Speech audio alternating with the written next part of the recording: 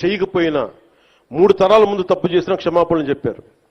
నేను ఈ రోజున అడుగుతుంది టీటీడీ బోర్డు పాలక మండలి చైర్మన్ గారు కానీ, సభ్యులు కానీ, ఈఓ కానీ, ఏఈఓ కానీ, మీరు ప్రెస్ మీట్ పెట్టి క్షమాపణలు చెప్పండి. నేను క్షమాపణలు చెప్పినప్పుడు మీకు క్షమాపణలు చెప్పడానికి నామోషి ఏంటి? బాధ్యత తీసుకోండి, బాధ్యత తీసుకోవాలి. ఇది చాలా బాధ కలిగించేది. మా సంబంధం లేదంటే ఎట్లా? నా తప్పు కాదంటే రాజు 7 చేపలు కదలా, మరి ఎవరు చేస్తారు ఇది? నాకేం సరదా నాకు క్షమాపణలు చెప్పడం? నేను దోషిగా నిలబడాలా ఇలాంటి సంఘటనలో?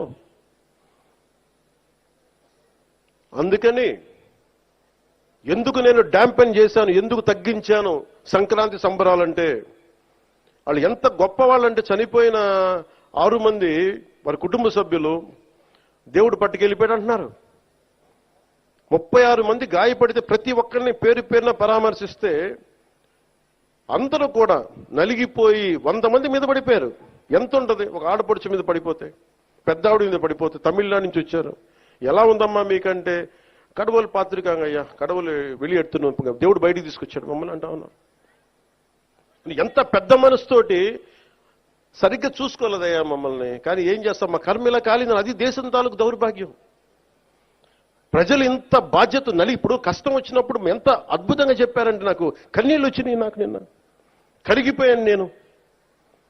వీళ్ళ క్షమాపణలు చెప్పదు ఇంకెవరికి క్షమాపణలు చెప్తాం?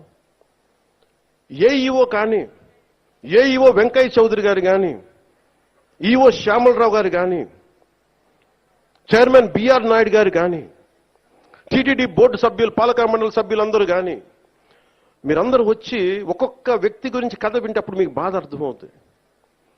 క్షమాపణలు చెప్పండి. మీరు క్షమాపణలు చెప్పి తీరాలి, వేరే దారి లేదు మీకు. మీరు క్షమాపణలు చెప్పడం వల్ల పోయిన ప్రాణాలు తిరిగి రావు, కానీ కనీసం ప్రజలు మిమ్మల్ని చూస్తూ ఉన్నారు. అది మటుకు జ్ఞాపకం పెట్టుకొని అందరూ తగ్గి క్షమాపణలు చెప్పండి. చాలా అవసరం ఇది.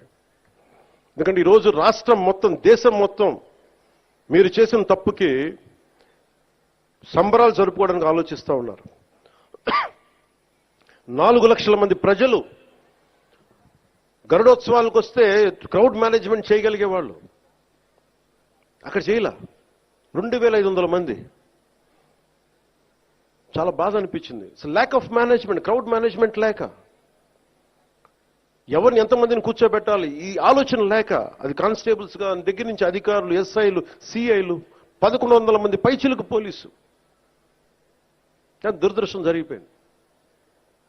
సో నేను ఈ సందర్భంలో నేను ఒక కొత్త ప్రయాణం మొదలు పెడుతున్నాను. 6 నెలల తర్వాత ప్రతి జిల్లాకి వస్తాను. అది మనం పిఠాపురంతో మొదలు పెడుతున్నాను. ప్రతి గ్రామం మన